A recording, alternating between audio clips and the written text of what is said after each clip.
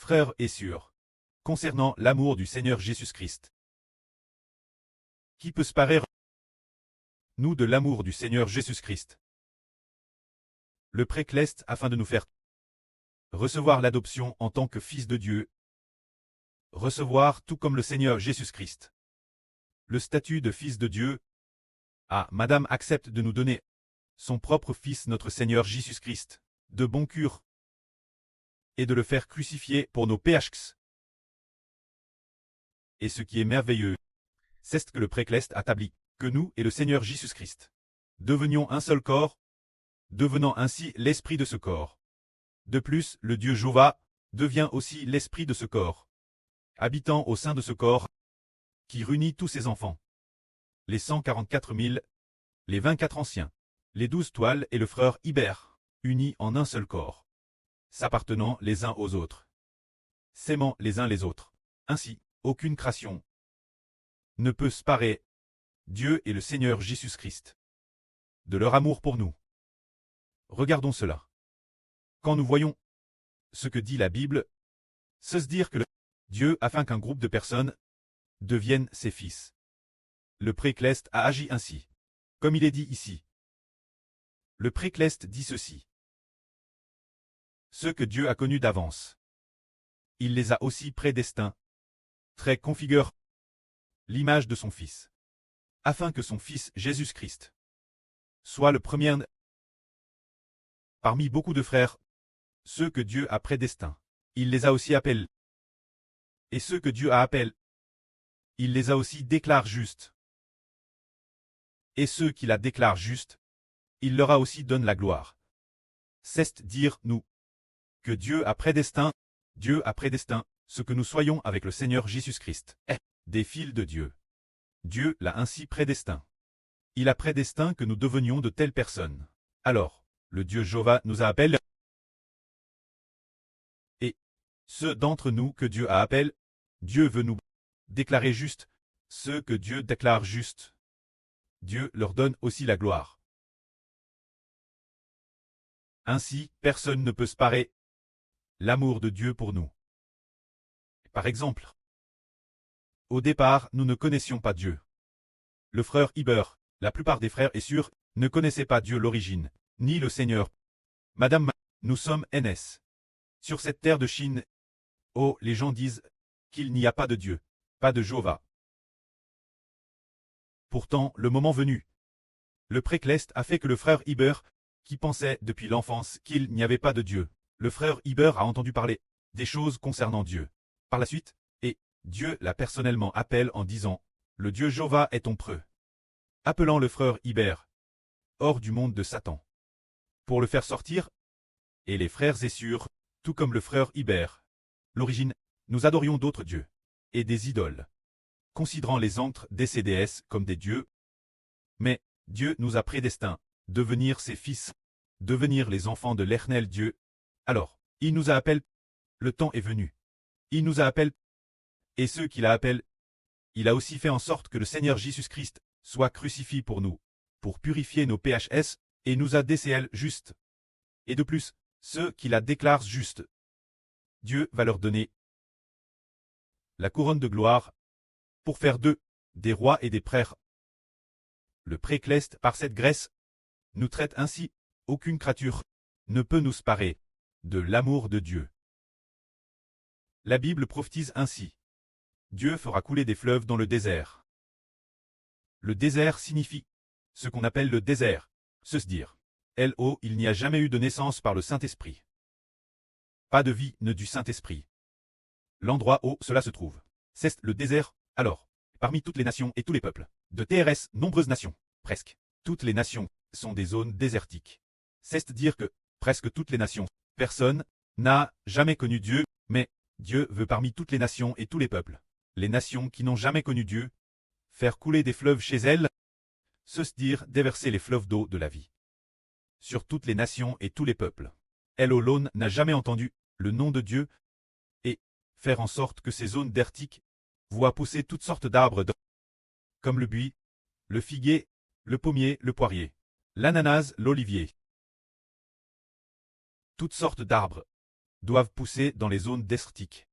Cela symbolise le fait que Elolone n'a jamais entendu le nom de Dieu. Dieu va, dans cet endroit, rechercher des personnes honorables et glorieuses. C'est-à-dire en Chine, en Russie, aux États-Unis, parmi toutes les nations et tous les peuples. Il choisira des gens, pour que par la connaissance de Jésus-Christ, ils deviennent des personnes glorieuses et honorables. Pour qu'ils reçoivent un ministre glorieux et honorable, c'est cela. Dieu fera couler des fleuves dans le désert. Il fera couler des fleuves dans cet endroit. Par exemple, ce que nous appelons la nation arabe. La nation arabe, on peut dire que c'est une zone désertique. C'est-à-dire un désert spirituel. Cela ne veut pas dire que la nation arabe vit dans le désert, ce n'est pas ce que cela signifie. Par exemple, la nation arabe, spirituellement, ils sont un désert. C'est-à-dire une nation sans la vie de Dieu. Mais Dieu a dit, le Seigneur Jésus-Christ a dit il y a quelques mois, par le bombardement de l'Iran par Trump. Alors, détruire le régime de l'Iran, rendre le régime actuel de l'Iran chancelant. Alors, lorsque le Seigneur Christ attaque l'Iran, le Seigneur dit Eshber. Le Seigneur Jésus-Christ va faire s'effondrer le régime de Satan. C'est ainsi. Alors, le pré a fait rêver le frère Ashber. Herver que le frère Eshber grimpait sur le plus haut sommet de l'Iran. Grimpait sur la nation de l'Iran. Un haut sommet, puis un autre haut sommet. Finalement, le frère Eshber atteignit le plus haut sommet de l'Iran. Sur le point de détruire le temple de l'Iran. Cela symbolise que le Seigneur Christ a vaincu le Dieu de l'Iran. Après avoir détruit le Dieu de l'Iran, le Dieu spirituel de l'Iran a été détruit. Toutes les nations et tous les peuples ont des dieux. Le Dieu de l'Iran, ce sont les anges Tchous. Ceux qui gardent l'Iran. Ces anges Tchous ont été détruits. C'est-à-dire que l'origine ils se prosternaient devant le Dieu Allah, se prosternaient devant ce qu'ils appellent le Dieu Allah. Ces dieux ont été détruits. Alors, la vie du vrai Dieu peut enfin entrer en Iran, dans ces nations arabes. Alors, ce qui est merveilleux, c'est que cette fois, parmi les 16 langues que nous traduisons, il y a cette langue arabe. Quand l'Iran, quelle langue parlait-il? Après avoir pris plus tard, il semble qu'il parle le persan, peut-être pas le vieux persan, mais le persan moderne d'aujourd'hui.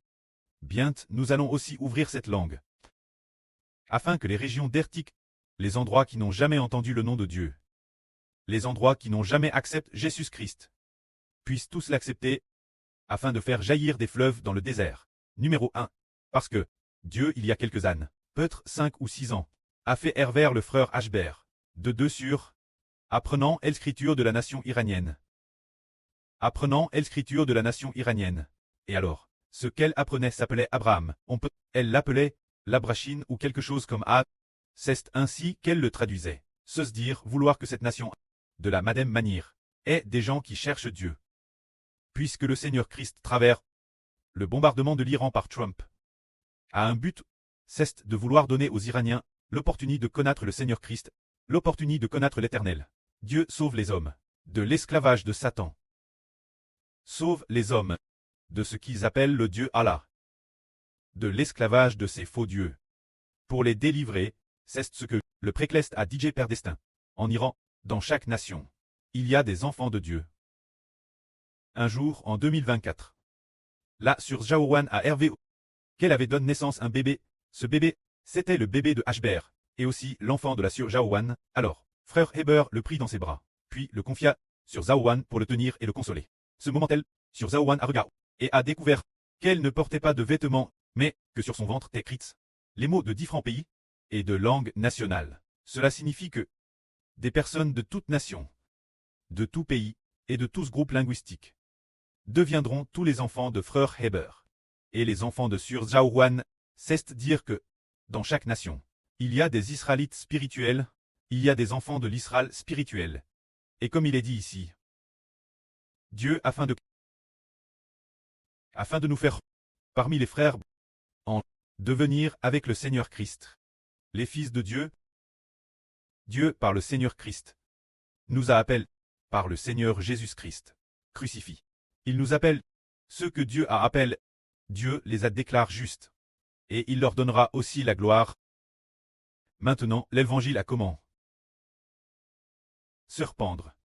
Nous avons dit comment traduire en plusieurs langues. Certains frères, et sûrs qui travaillent, arrivent les uns après les autres. Aujourd'hui, le prêtre n'a cesse de dire ces derniers jours qu'il faut proclamer le nom du Seigneur Jésus, hérité de l'héritage du Seigneur Jésus-Christ.